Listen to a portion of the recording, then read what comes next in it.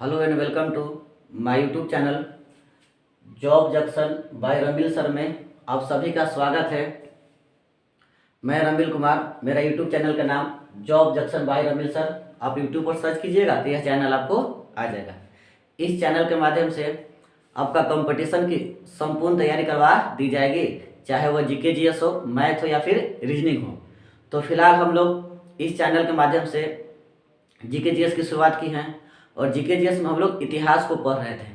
तो इतिहास का पार्ट 1, पार्ट 2 और पार्ट 3 आपको अपलोड करवा दिया गया है। आप लोग जो लोग पार्ट 1, पार्ट 2 और पार्ट 3 नहीं देखे हैं वो लोग देख लीजिएगा। और हम लोग इतिहास को दम शुरुआत से पढ़ते जाएंगे। इसके साथ साथ job junction by Ramil sir से मेरा टेलीग्राम चैनल भी है, इस चैनल पर जुड़िए और जो भी चीज़ हम पढ़ाएंगे आपको पीडीएफ रूप में दे दिया जाएगा। फिलहाल तो अभी पार्ट 1, पार्ट 2, पार्ट 3 का पीडीएफ नहीं दिया गया है कि वह सारा चीज़ बोर्ड पर लिखा हुआ है। बस 1-2 क्लास के बाद आपको पीडीएफ प्रोवाइड करवा दिया जाएगा। तो हो सके तो आप ज़्यादा से ज़्यादा इस चैनल को अपने दोस्तों में, अपने घर परिवार में शेयर कीजिए जो कंपटीशन की तैयारी कर रहे हैं या फिर 9th 10th का तैयारी कर रहे हैं। क्यों? क्योंकि इसी चैनल के माध्यम से आपका 9th 10th का साइंस और सोशल साइंस इसका भी कंप्लीट तैयारी करवा दिया जाएगा। क्यों? क्योंकि जो भी लोग हम लोग कंपटीशन का सिलेबस पढ़ते हैं उसमें 6 to 10th आपका ज़्यादातर क्वेश्चन रहते हैं, छठा से लेकर 10वां तक। तो उसमें 9th 10th का बहुत बड़ा योगदान है। तो 9th 10th का भी सिलेबस इस चैनल के माध्यम से पढ़ा दिया जाएगा। तो हो सके तो job junction by Ramil sir इस चैनल को ज़्यादा से ज़्यादा शेयर कीजिए, सब्सक्राइब कीजिए और बेल आइकन को दबा दीजिए, क्योंकि जो भी हम वीडियो अपलोड करेंगे तो आपको नोटिफिकेशन आपको मिल जाएगा। साथ में हम बस कुछ ही समय में आपको लाइव आने का प्रयास करेंगे, ताकि लाइव के माध्यम से आपको पहले टॉपिक बता दिया जाएगा कि हाँ इस टॉपिक का प्रश्न पूछताछ किया जाएगा और लाइव के माध्यम से प्रत्येक दिन 150-200 क्वेश्चन प्रश्न आपको पूछा जाएगा। ताकि इससे क्या होगा कि आप जो भी चीज़ पढ़ें वो सारा चीज़ दिमाग में घूमते रहना चाहिए। क्योंकि जब तक आप जम के तैयारी नहीं कीजिएगा तो फिर तैयारी करने का कोई मकसद नहीं है, ठीक ना। आप इसी में लगे हुए रहिएगा तो पूरा ज़िंदगी पार हो जाएगा। आपका बस दिमाग में यह टारगेट होना चाहिए कि जितना कम से कम समय में हम इस जॉब की तैयारी कर, हम इसको भरपूर तैयारी कर और नौकरी ले लें। और सबसे बड़ा उपलब्धि आज के समय में जिनको नौकरी मिल गया उनसे बड़ा बात, उनसे अच्छा आदमी कोई है नहीं। जब तक आपको नौकरी नहीं मिलेगा आपको गांव में, समाज में कहीं वैल्यू मिलने वाला नहीं है। तो हो सके तो कम से कम समय में नौकरी लीजिए और प्रत्येक सेकंड का उपयोग कीजिए। समय बर्बाद करने से कोई फायदा नहीं है, क्योंकि ज़िंदगी में जो चीज़ आपको सुख दिया है वो कभी आपको आगे लेकर जाएगा नहीं। ज़िंदगी में जो दुख दिया है, जैसे मेहनत करते हैं तो थोड़ा भार पड़ता है, लेकिन आपको बता दें कि एक दिन यही आपको भविष्य को बनाएगा, ठीक ना। इसलिए मेहनत कीजिए और अपने घर परिवार का नाम रोशन कीजिए। आइए तो प्राचीन भारत के इतिहास पार्ट 4 हम लोग पढ़ने जा रहे हैं। आइएगा, तो हम पहले भी पढ़ा चुके हैं कि प्राचीन भारत के इतिहास का जानने का स्रोत साहित्यिक स्रोत। तो साहित्यिक स्रोत में वेद, ग्रंथ, ये सब के बारे में पढ़ लिए थे।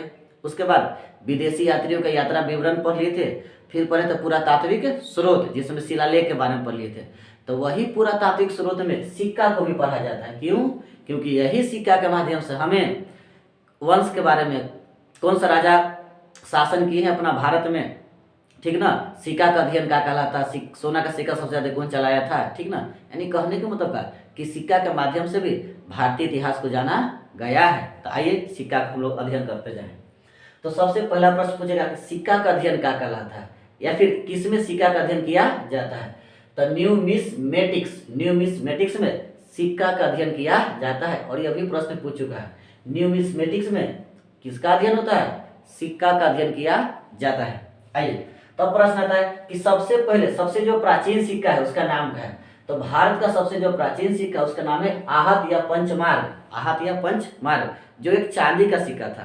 तो ये प्रश्न पूछा हुआ है कि भारत का सबसे प्राचीन सिक्का कौन है, तो हम लोग क्या बोलेंगे, आहत या पंचमार्ग। जो कौन सा सिक्का है, चांदी का सिक्का। कौन सा सिक्का है, चांदी का सिक्का है। अब इसको आहत क्यों कहा गया, क्योंकि जब इसका खुदाई किया गया तो जब यह सिक्का की प्राप्ति हुई तो उस पर कुछ लिखा ही नहीं था, तो इसको क्या कहा गया, आहत कहा गया। तो यह प्रश्न पूछा है कि भारत का सबसे प्राचीन सिक्का क्या है, आहत या पंचमार्ग है। आइए उसके बाद सर्वप्रथम लेख युक्त या चित्रयुक्त सोने का सिक्का किस वंश के शासक ने जारी किया था। तो सर्वप्रथम लेख युक्त या चित्रयुक्त सोने का जो सिक्का है हिंद यवन शासकों ने जारी किया था। जिसे ड्रम क्या बोला गया है, जिसे ड्रम कहा जाता था।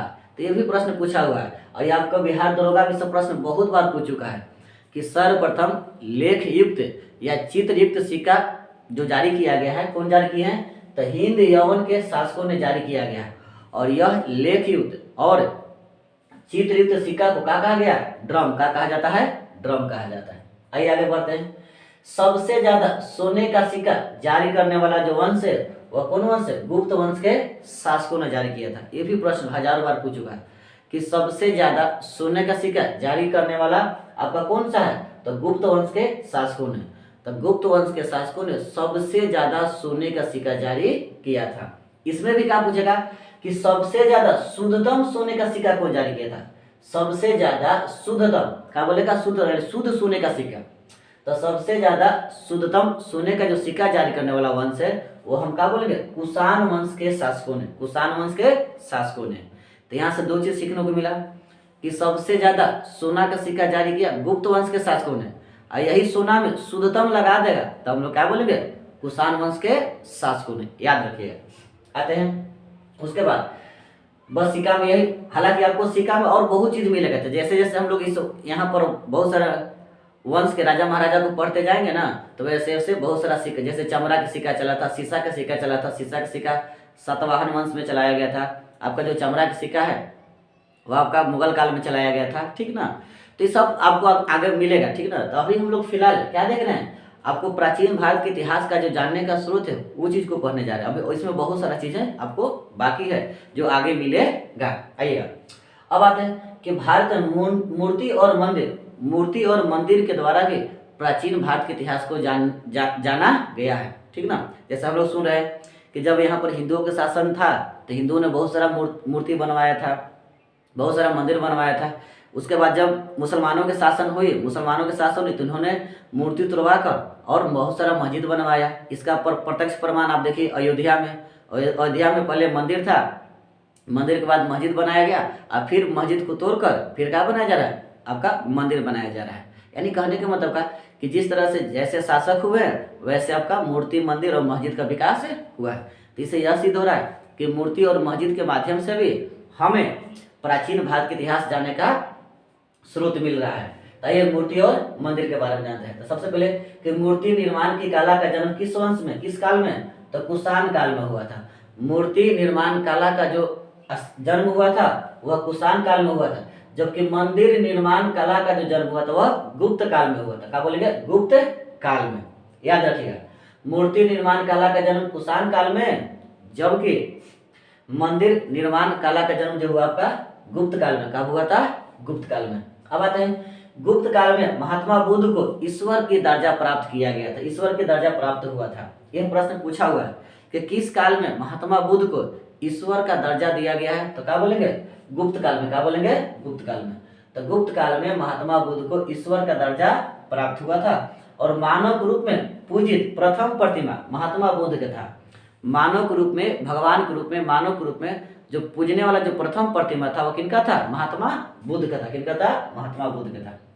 आएगा गुप्त काल में निर्मित सभी मंदिरों में सबसे प्रसिद्ध जो मंदिर था, ये भी प्रश्न पूछा हुआ है कि गुप्त काल में जितना भी मंदिर निर्माण हुआ था उन सभी मंदिरों में सबसे प्रसिद्ध मंदिर कौन सा था, तो सबसे प्रसिद्ध जो मंदिर था देवगढ़ का दशावतार मंदिर, देवगढ़ का दशावतार मंदिर।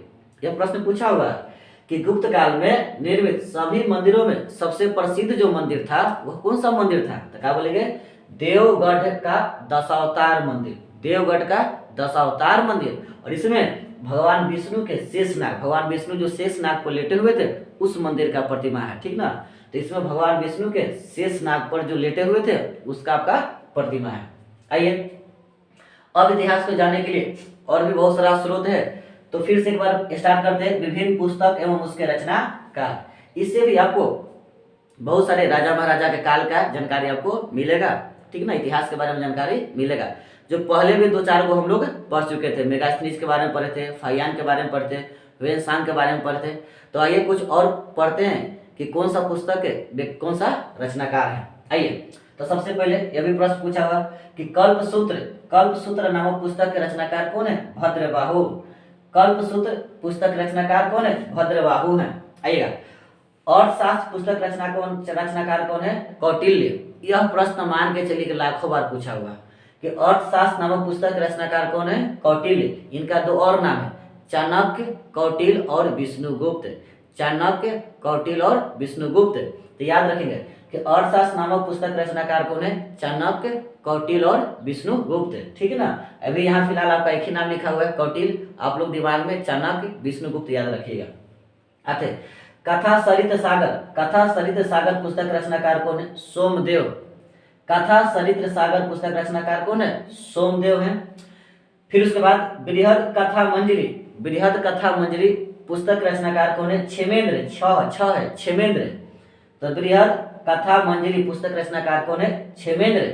और मुद्रा राक्षस। मुद्रा राक्षस पुस्तक रचनाकार कौन है? विशाख दत्त। और आपको बता दें कि यह जो पुस्तक है, जिस तरह से आपका चाणक्य, कौटिल्य का पुस्तक इंपॉर्टेंट है, उस तरह से मुद्रा राक्षस यह भी हजारों बार पूछ चुका है। अगर आप सेट प्रैक्टिस कीजिएगा तो यह आपका प्रश्न बहुत बार आपको मिलेगा। ठीक ना। तो याद रखिएगा कि मुद्रा राक्षस पुस्तक रचनाकार कौन है? विशाख दत्त। और आपको क्या बताएं कि यह जो चारों पुस्तक है, अर्थशास्त्र, कथा सरित्र सागर, बृहद कथा मंजरी और मुद्रा राक्षस, इस चारों पुस्तक में मौर्य वंश का शासन किसके बारे में जानकारी मिलता है? मौर्य वंश के बारे में जानकारी मिलता है। और मौर्य वंश एक ऐसा वंश था जो संपूर्ण भारत में शासन किया था। याद रखिएगा, मौर्य वंश एक ऐसा वंश था जो संपूर्ण भारत में शासन किया था। एक बार फिर से, अर्थशास्त्र नामक पुस्तक रचनाकार चाणक्य, कौटिल्य, विष्णुगुप्त। कथा सरित सागर के रचनाकार सोमदेव। कथा मंजरी, बृहद कथा मंजरी के रचनाकार क्षेमेंद्र। और मुद्रा राक्षस पुस्तक रचनाकार विशाख दत्त हैं। और इन चारों पुस्तक में किस वंश की जानकारी मिलती है? तो क्या बोलेंगे? मौर्य वंश। क्या बोलेंगे? मौर्य वंश। आइए कुछ और पुस्तक हम लोग पढ़ने जा रहे हैं। आइएगा, महाभाष्य इस पुस्तक रचनाकार कौन है? पतंजलि है। महाभाष्य इस पुस्तक रचनाकार कौन है? पतंजलि। और इन्हीं पतंजलि को योग दर्शन का प्रतिपादक, यानी कि योग दर्शन का जो जन्म है कौन किए थे? पतंजलि। तो योग दर्शन का प्रतिपादक या फिर जनक कहिए, यह कौन है? पतंजलि है। आइएगा, फिर मालविका अग्निमित्र। मालविका अग्निमित्र इस पुस्तक रचनाकार कौन है? कालिदास। कालिदास के नाम सुने होंगे। कालिदास को भारत का शेक्सपियर कहा जाता है। और आप लोग सुने होंगे कि जिस पेड़ पर यह बैठते थे उसी वृक्ष को काटते थे।